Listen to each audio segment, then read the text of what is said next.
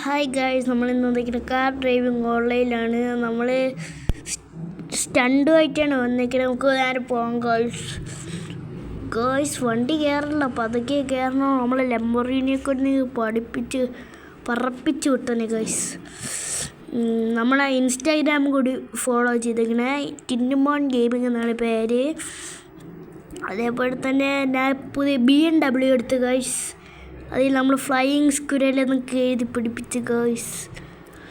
പിന്നെ ഇത് അവിടം വരെ പോകണം ഗൈസ്.